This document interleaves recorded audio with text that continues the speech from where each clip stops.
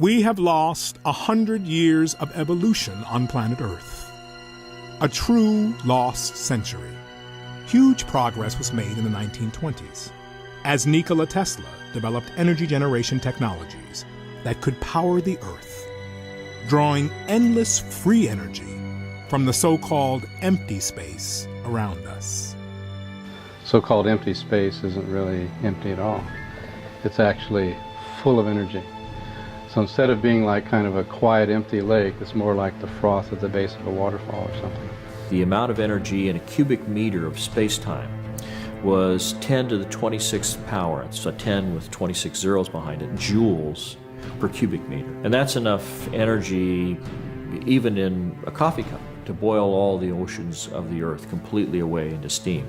The acronym Unidentified Flying Object is a deliberately obfuscating term. And what it really is an alternative energy and propulsion system. They had a piece of, they thought was plexiglass, a rectangular piece of plexiglass, for years before they figured out it was the energy device for the craft. And it was connected in such a manner that this device could power a very small watch up to a city. Power was determined by what the demand on it was. And so each craft had one of these. The implications of free energy go far beyond keeping the lights on in your home or running your car without gasoline. Most of the cost of making anything, from growing food to constructing a skyscraper, is the energy used to mine the raw materials out of the ground. Ship, process, ship again, package, and deliver. A free energy society in which the cost of manufacturing and agriculture move towards zero would mean endless abundance for everyone on Earth. They already exist. It's not like they even have to be invented. You and I, the taxpayers, have already paid trillions of dollars, literally, in super secret black budget funding to develop these systems. This is the society we could have had a century ago. We could get rid of smog, we could get rid of pollution. You wouldn't even need solar panels at this point. We could change transportation in a microsecond. The way we build homes would be completely different. The way we govern our lives would be completely different. And all the literally hundreds of trillions of dollars in assets that are in coal, natural gas, uranium, nuclear power, public utilities, they're all obsolete. Many people would say, well, doesn't that mean the secrecy's been a good thing? I said, well, that would be like saying we should have never come out with the automobile because the horse and buggy manufacturers would have gone out of business. Or come out with computers because Royal typewriters didn't get ahead of the curve and they went out of business. When we go outside and we look at our cars, we look at our airplanes, we're already looking at dinosaur technology. It's laughable where we are right now. We should be at least 100 years ahead of where we are right now. And there are still files on this issue classified top secret from 100 years ago for the same reasons, because the macroeconomic order of fossil fuels, petrodollar, a handful of industrial elites and corporations would be completely transformed. But the folks who actually call the shots in the multi-trillion-dollar global economy, they don't want to see that happen. They know that if that power was delineated to the average person, we wouldn't need them anymore. They don't want it today, and the likes of J.P. Morgan and others back 100 years ago didn't want it. When they found out that Tesla had passed away in the Hotel New Yorker, they came in, they had the manager of the hotel open the safe, and they took all of Tesla's papers. And this was to the director of the FBI from the Department of Defense in a turf war trying to get that information and lock it up. This is not a contested document. This has been officially released. A century of artificial scarcity has produced a destabilized, dehumanized, war-torn world, where the power and wealth have been transferred from the many to the hands of the few. If you take that on, you're going to run into the mother of all buzzsaws in terms of the national security state. Some of the breakthroughs in the past have been deliberately suppressed. There are 5,135, I believe it is, patents that have been confiscated under national security seizures. Now, these are just the patents. And this is what happened to a lot of the huge breakthrough technologies like Stan Meyer, who had a car running on water. A local inventor has discovered a way, hear this, to use water to run your car. It's a major breakthrough that will no doubt make motorists happy. And as Ralph Robinson explains, the Pentagon is also showing lots of interest in this project. A lot of people don't realize that Stan Meyer had a toroidal, a donut-shaped object that put out many times more energy than you had to put into it because it was tapping into this 0-point quantum vacuum energy field. That had a national security order on it before he even got it to patent. It was seized and shut down. What we really had was a threat to the scientific establishment. I view this as the greatest strategic threat to survival of the United States and, in fact, of civilization itself. Who's going to stop this from happening? The president doesn't know it's occurring. The Congress oversight committees have no idea what's going on. And you have these people who are in the deep national security state who basically do what they want. The problem is most of these inventors think that the world's going to beat a path to their door. Unfortunately, Murder Incorporated beats a path to their door first.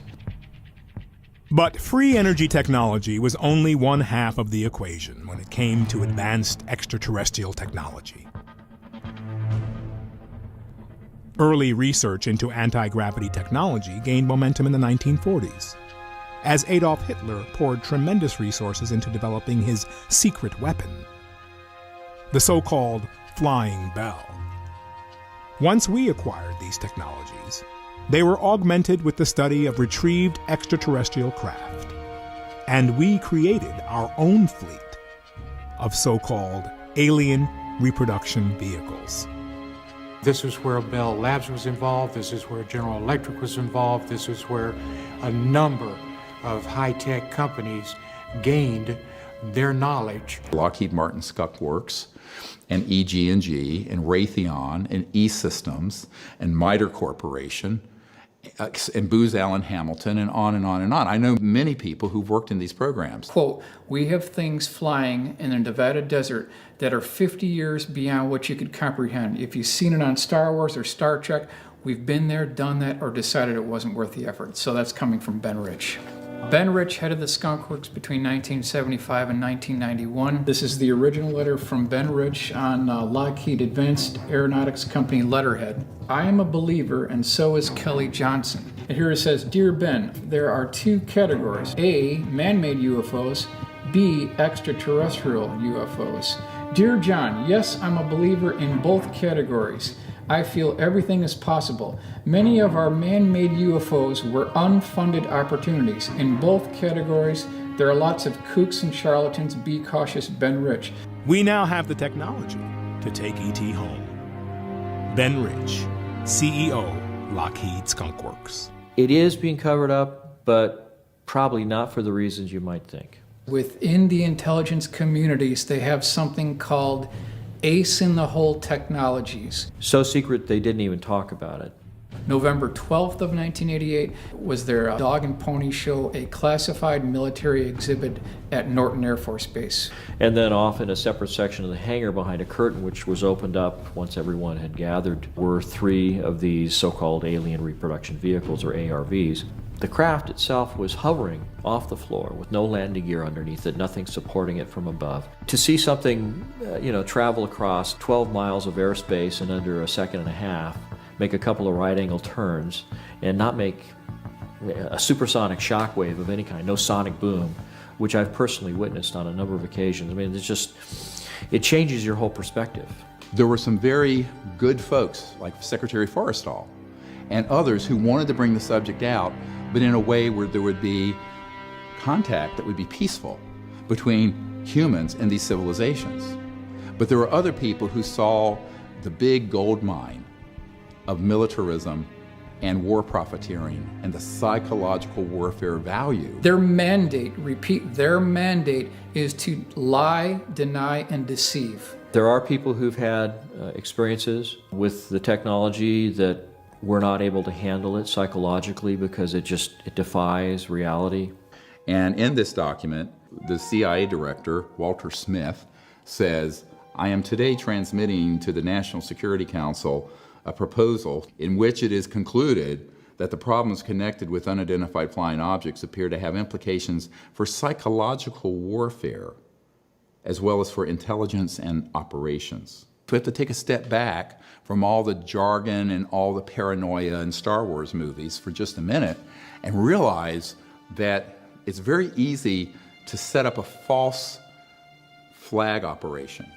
A false flag operation, also known as a false indication and warning, is a military tactic in which you create the illusion of a threat, often by attacking yourself and blaming the desired enemy. It's proven extremely effective at uniting the public around a perceived threat. And this is actually a well-known concept in military intelligence circles. We did it in the Gulf of Tonkin in Vietnam, where we exaggerated, if not completely staged, an attack on our naval vessels so we would stampede President Johnson and the Congress into vastly expanding the Vietnam conflict to benefit, guess who, the military-industrial complex and the war profiteers. U.S. military officials, for example, have planned through a project called Operation Northwoods back in 1962 to dress up Cuban refugees in Cuban military uniforms, have them attack Guantanamo Base and kill U.S. military personnel, sink U.S. military ships, and blow up shopping centers in Miami, targeting, killing refugees from Cuba to infuriate the American population so that they can invade and occupy Cuba. It's astonishing that anybody would dare to make a recommendation like that, but they did. Then you can look at Iraq. Concocted all kinds of false information about weapons of mass destruction, which Saddam Hussein did not have, and it was known in intelligence circles he didn't have. Fracture that whole part of the world, and now we have ISIS. So we have to realize the machinations and manipulations that go on behind the scenes leave us very vulnerable. And the big one is this one, where they could say, oh yes, the UFOs are real, but guess what? They're a threat, and we need to unite the world, like Will Smith said in the original Independence Day. Something you want to add to this briefing, Captain Hiller? No, sir. Just a little anxious to get up there and whoop E.T.'s ass, that's all. Efforts on the part of a certain element within the kind of ruling structures of our planet to try to utilize the discovery of extraterrestrial intelligence as an ultimate threat, the ultimate other bad guys, to justify the national security state dream of locking down and putting under complete control of an authoritarian ruling class the control of the planet and the resources. The nations of the world will have to unite, for the next war will be an interplanetary war. The nations of the Earth must someday make a common front against attack by people from other planets. General Douglas MacArthur.